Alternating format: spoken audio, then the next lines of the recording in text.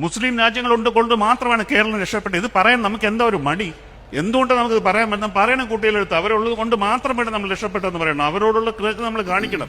1972 കേരള പട്ടിണി എന്റെ വീട്ടിന്റെ അടുത്തുള്ള ചേമ്പിന്റെ ഇല മോഷ്ടിച്ച് വേവിച്ച് കഴിച്ചവരുണ്ട്. അവരെങ്ങനെ രക്ഷപ്പെട്ടു? ഗൾഫ് കൊണ്ട് മാത്രമാണ്.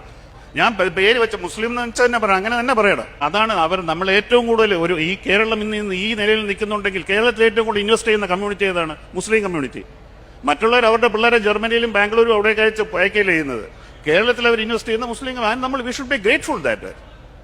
നമ്മൾ അവിടെ നെതർലൻഡ്സിൽ മറ്റടുത്ത് പോയി ഇവിടെ പോയി ഇൻവെസ്റ്റ്മെന്റ് വാങ്ങിച്ച് വരുന്നതല്ല കാര്യം. നമ്മളൊന്നും ചോദിക്കാതെ അവർ ഇവിടെ തന്നെ ഇൻവെസ്റ്റ് ചെയ്യുന്നു. അതേ മറ്റുള്ളവർ ഇവിടെയുള്ള സാധനങ്ങൾ വിറ്റിട്ട് പുറത്തു പോയി ഇൻവെസ്റ്റ് ചെയ്യുന്നു. അപ്പൊ ഇത് തമ്മിലുള്ള ആരെയാണ് നമ്മൾ കൂടുതൽ ഇത് ഗ്രേറ്റ്ഫുൾ? അവർക്ക് നമ്മൾ ഓരോ ദിവസവും ഓരോ സ്ഥലങ്ങളിലും ഇവിടെ എത്ര പേർ മുസ്ലിം ഇൻവെസ്റ്റേഴ്സിന് അവാർഡ് കൊടുക്കണം എന്ന് പറയുന്നത്. അത് ജാതിയെ പ്രോത്സാഹിപ്പിക്കുകയല്ല. ഒരു ജനസമൂഹത്തിന്റെ കൂടെ ആക്രമിക്കപ്പെടുന്ന ഒരു ജനസമൂഹത്തിനോട് ചേർത്ത് പിടിക്കുന്ന അങ്ങനെയാണ്. അല്ല നമ്മൾ വെറുതെ എഡിറ്റോറിയൽ എഴുതിയിട്ടോ ലേഖനം എഴുതിയിട്ടോ കാര്യമില്ല.